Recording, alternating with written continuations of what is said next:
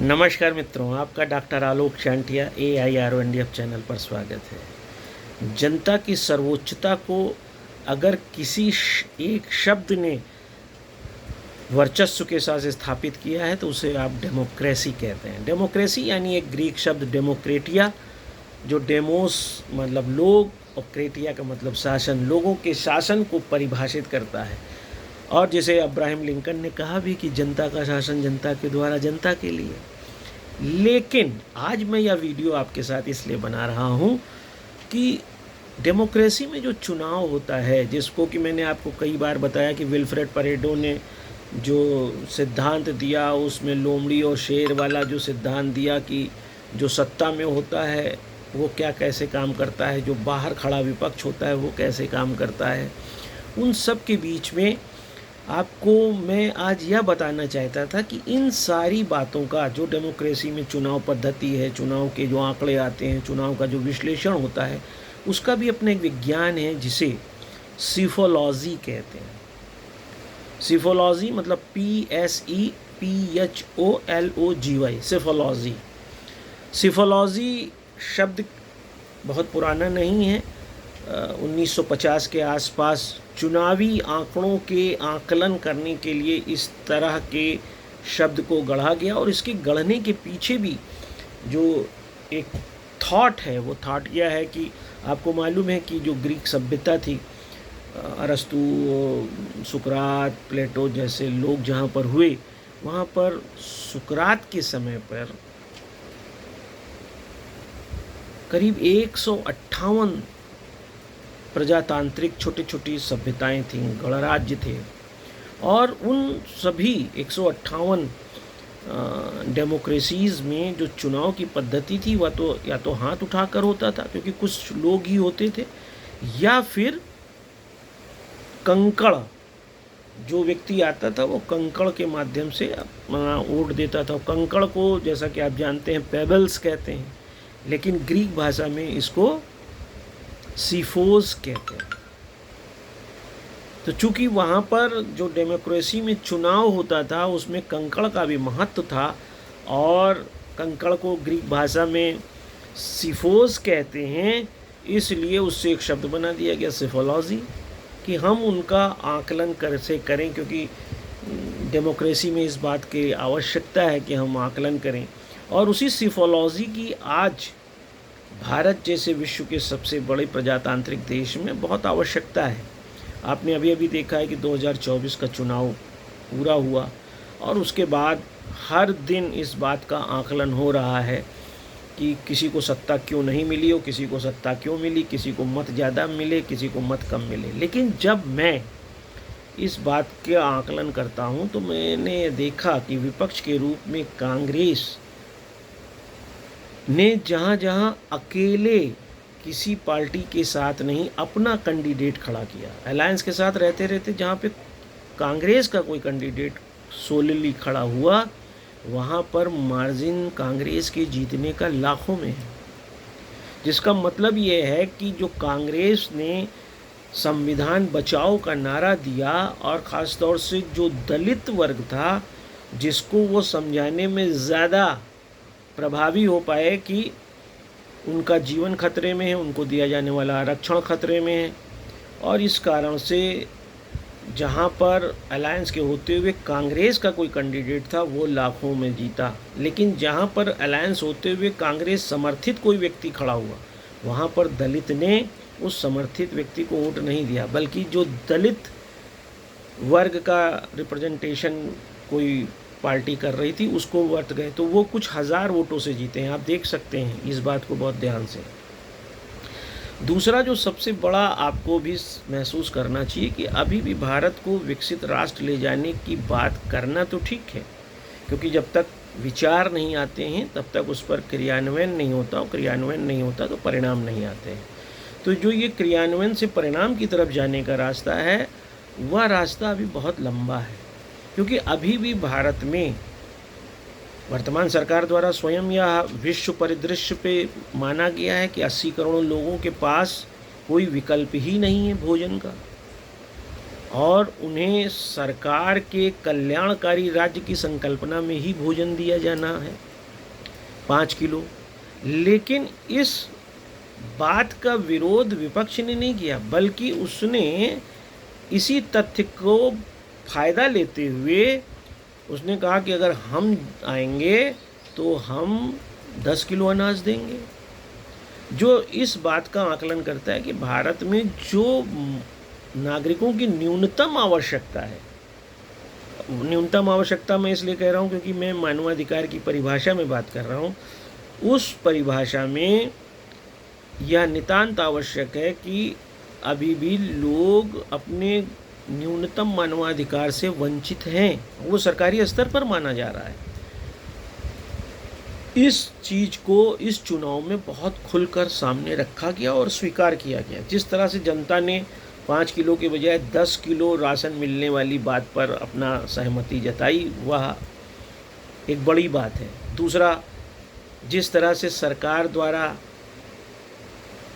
किसान सम्मान निधि में 2000 रुपया वर्तमान में दिया गया, लेकिन जिस तरीके से विपक्ष के द्वारा यह कहा गया कि वह 8500 रुपये देंगे, और इस तथ्य ने भी यह बात जनता के बीच रखी कि अगर बैठे बैठाए कुछ मिल रहा है तो उसको लेना ज़्यादा श्रेयस्कर है और उस व्यक्ति के साथ ही जाना चाहिए। इसलिए भी चुनाव में एक बड़ा भारी परिणाम पड़ा। जनता का जो सबसे गंभीर पक्ष यह है कि जनता में अभी भी आकलन और तर्क का अभाव है। तर्क इस आधार पर है कि जब ये 2000 दे रहे हैं तो वो 8000 दे रहे हैं, ये 5 किलो दे रहे हैं तो 10 किलो दे रहे हैं, लेकिन ये आएगा कहाँ से? देश इस पैसे को लाएगा कहाँ से? इस पर जनता का कोई विश्लेषण नहीं है। न ही जनता के सामने ऐसा पूरे चुनाव में किसी भी व्यक्ति द्वारा किसी भी खुले मंच से रखा गया कि ये पैसा कहाँ से आएगा, क्योंकि विपक्ष द्वारा तो लगातार इस बात का आक्षेप किया जाता रहा था कि सरकार पर इस तरह के कार्य करने से ऋण बढ़ा है। यही नहीं, जनता के माध्यम से इस बात का भी कोई आकलन नहीं किया जाता है कि हमको काम के बदले अनाज देने की प्रक्रिया क्यों नहीं है। आप जानते हैं कि इस प्रक्रिया में जनता केवल बैठकर खाने की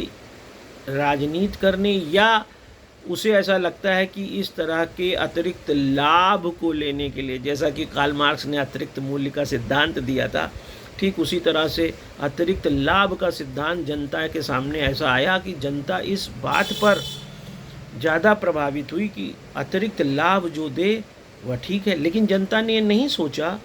कि भारत में जहां पर 543 सीट है और मेजॉरिटी के लिए किसी भी एक पार्टी को अकेले स्तर पर 272 सीट चाहिए, या अगर अलायंस उसने बनाया है तो उसे 272 सीट चाहिए। अगर वह सीट नहीं आती है तो जिन लोगों ने विचारों के द्वारा यह कहा है कि वह इतना पैसा देंगे, इतना अनाज देंगे, वह बात अधूरी रह जाएगी। अब वह आपके सामने कहेंगे भी कि हम तो देते, लेकिन आपने ही हमको मेजॉरिटी नहीं दी। अब ऐसी स्थिति में दो बातों का नुकसान जो साफ साफ दिखाई देता है कि एक तो फुल मेजॉरिटी में देश में कोई सरकार नहीं आ पाई, दूसरा सरकार के द्वारा निर्णय लेने वाला जो क्रम था वह बाधित हुआ, तीसरा विश्व परिदृश्य में आ गया कि सरकार के पास अब एक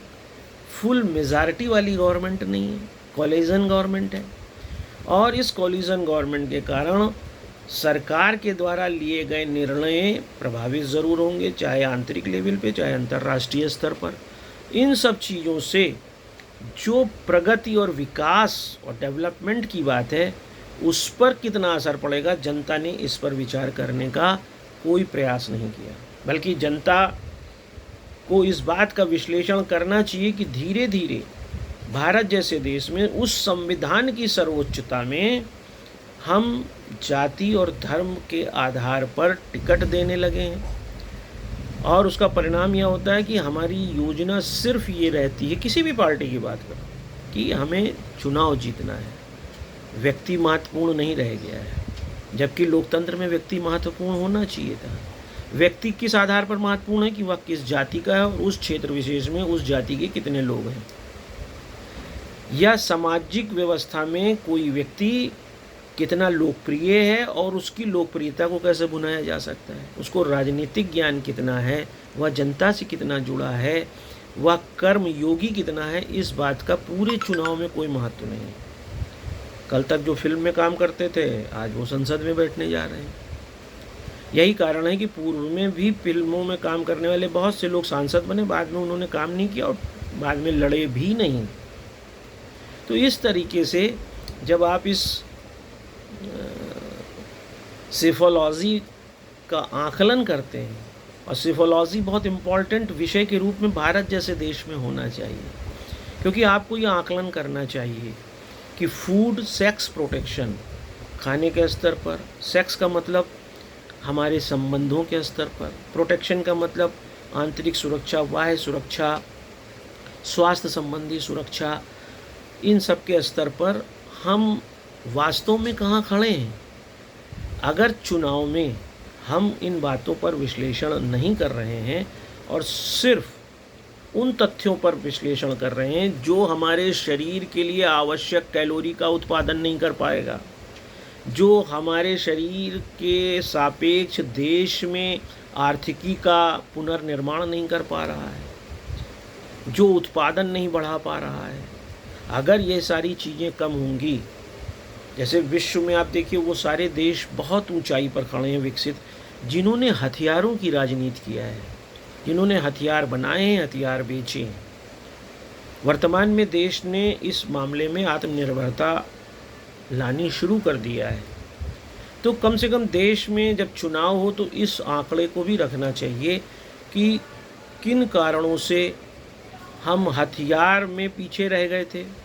दूसरा, इंफ्रास्ट्रक्चर में अगर बढ़िया सड़क नहीं होंगी, बढ़िया ब्रिज नहीं होंगे, कनेक्टिविटी नहीं होगी, तो फिर आवागमन और परिवहन के साधन बेहतरीन जब नहीं होंगे तो कोई भी देश, कोई भी व्यक्ति व्यवसाय नहीं कर पाएगा। और उसमें भी देखना चाहिए था कि वर्तमान सरकार और पिछली सरकार के बीच में क्या इस तरह के कोई अंतर आए हैं या नहीं आए हैं। इन सारी बातों को जनता ने देखने के बजाय सिर्फ और सिर्फ इस बात पर ध्यान दिया है कि उसे पैसा कौन देगा, उसे खाना कौन देगा। गरीबी का नारा स्वतंत्रता के बाद से लगता रहा था, लगता रहा है, लगता रहेगा। और इस बात को लेकर सभी को चिंतित होना चाहिए था कि 80 करोड़ तो गरीब ही ऐसे हैं जो अपना खाना भी नहीं अरेंज कर सकते, जो पूरे विश्व के लिए एक धब्बा है, भारत के लिए ही नहीं। क्योंकि कई देशों की जनसंख्या, कम से कम 25 देशों की जनसंख्या मिला दें, उसके बराबर केवल भारत में ऐसे लोग रहते हैं जो अपना खाना 5 किलो नहीं पा सकते। और ऐसे देश में चुनाव को विश्व स्तर की राजनीति के आधार पर, विश्व स्तर के सिनेरियो के आधार पर, या दूसरे आर्थिकी के बिंदुओं के आधार पर, बजट के आधार पर, इंफ्रास्ट्रक्चर के आधार पर, डेवलपमेंट के आधार पर लड़ना बहुत मुश्किल है। क्योंकि जो व्यक्ति अपने को भूखा समझ रहा है वो सिर्फ भूख पर केंद्रित रहेगा, और यही इस चुनाव में दिखाई दिया है। सबसे बड़ी चीज़ ये है कि आप अखबारों में देखते होंगे कि ज़्यादातर ये लगा है कि जो सत्ता पक्ष की पार्टी है वह जितने भी सिटिंग लोकसभा के कैंडिडेट थे, खासकर उत्तर प्रदेश में, उसमें उसने 54 खड़े किए थे। 54 में 27 तो सिटिंग एमपी थे जो हार गए। जो यह बताता है कि एक बार एमपी एमएलए बनने के बाद लोग अपने क्षेत्रों में काम उस तरह से नहीं कर रहे हैं, या लोगों के बीच इस भावना को नहीं जता रहे हैं कि वह जनप्रतिनिधि हैं। इस बात का बहुत अभाव दिखाई दिया, और जिसके कारण 54 में से जो 27 केवल सिटिंग एमपीज़ जो थे, 54 हारे हैं, लेकिन 27 ऐसे थे जो सिटिंग थे एमपी, और वो हार गए। तो सबसे बड़ी चीज़ ये है कि जनप्रतिनिधि द्वारा केवल अपने स्व के लिए चुनाव नहीं लड़ना चाहिए। चुनाव लड़कर केवल जीत कर आप बैठ गए, आपको जनता के लिए जनप्रतिनिधि बनाया गया, नाम ही है जनप्रतिनिधि, वहाँ पर काम करने का अभाव रहा। जनता शिकायत किससे करे? हम कह रहे हैं जिला प्रशासन से शिकायत छोड़िए, जब जनप्रतिनिधि है तो चाहे वह विधायक हो चाहे एमपी हो, जनता उससे शिकायत करे और उसको व्यक्तिगत रूप से उसके सारे कार्य कराने चाहिए, जिसका अभाव दिखाई देने के कारण सिटिंग एमपीज हार गए। उत्तर प्रदेश में यही हुआ। इसका आकलन बहुत ज़रूरी है और यह आकलन यही बताता है कि आप व्यवहारिक और ज़मीनी स्तर पर काम ज़रूर करें। अगर आप काम नहीं कर रहे हैं तो कुछ अच्छा नहीं होगा। अगर देश के प्रधानमंत्री यह कह रहे हैं कि वह 20 घंटा काम करने को तैयार हैं या 18 घंटा कार्य कर रहे हैं, तो फिर राजनीति के दायरे में भी ये आकलन होना चाहिए था कि किसी भी भारतीय को ऐसा कोई सुविधा न दिया जाए कि वह कम से कम 10 घंटा काम ना करे। जिस व्यक्ति को मुफ्त में अनाज मिल जाएगा वो कोई काम ही नहीं करेगा। जब तक प्रधानमंत्री जी के सापेक्ष जनता भी 10 घंटा 15 घंटा काम ना करे, तब तक उसे किसी भी ऐसी सुविधा को नहीं दिया जाना चाहिए था, बल्कि जनता से उन बंजर ज़मीनों पर काम कराना चाहिए था जो बंजर पड़ी हों, जिन्हें उपजाऊ बनाया जा सकता है। इससे देश में उपजाऊ ज़मीन का स्तर बढ़ता, खेती का स्तर बढ़ता, उत्पादन बढ़ता और जनता को काम करने और श्रम के आधार पर भोजन मिलने का एक वातावरण तैयार होता। तो ये जो आकलन है चुनाव का, ये मैंने सिर्फ थोड़े थोड़े उदाहरण इसलिए दिया कि आप जान सकें कि सिफोलॉजी एक जो विषय है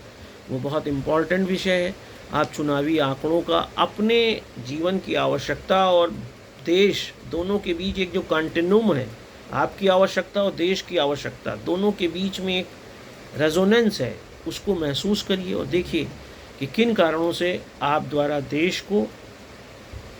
प्राथमिकता देने के बजाय अपनी प्राथमिकता दी गई, या आपने अपने धर्म को प्राथमिकता दी, आपने अपनी जाति को प्राथमिकता दी, आपने अपनी नेसेसिटीज़ को आवश्यकता दी, या फिर आपने राष्ट्र के डेवलपमेंट को प्राथमिकता दी, उसके व्यापार को प्राथमिकता दी, उसके आयात निर्यात को प्राथमिकता दी, उसके अंतर्राष्ट्रीय सुरक्षा को प्राथमिकता दी। इन सारी बातों का आकलन जब आप करने लगेंगे, जो सेफोलॉजी का एक बहुत बड़ा विषय है,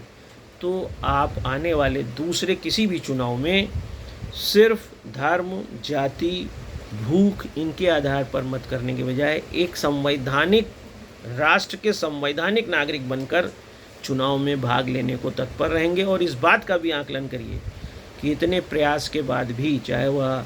चुनाव आयोग हो चाहे सभी सरकारी एजेंसीज़ का हो, लोगों को चुनाव में मत देने में कोई रुचि क्यों नहीं रही। 60 से 70% लोग ही चुनाव में मत देने क्यों गए। इसका भी एक बहुत बड़ा आकलन होना चाहिए कि लोगों में यह उत्साह कम क्यों हुआ है कि वह लोकतंत्र के इस पर्व में सरकार चुनने के लिए ताकत रखते हैं। उनके एक मत से सरकार इधर उधर हो सकती है। इस भावना में कमी आना लोकतंत्र के प्रति उपेक्षा और उदासीनता का परिचायक है, जिस पर विचार की आवश्यकता है। इसीलिए मैं आलोक चांटिया अखिल भारतीय अधिकार संगठन की तरफ से आपको सिफोलॉजी के महत्व को समझाने के लिए इन कुछ उदाहरणों को सामने रख रहा हूं, ताकि आप भी सिफोलॉजी के अंतर्गत कुछ बेहतरीन कार्य करके निर्माण में और लोकतंत्र की परिभाषा में कुछ बेहतरीन बातें आने वाले किसी भी चुनाव से पहले ला सकें। नमस्कार।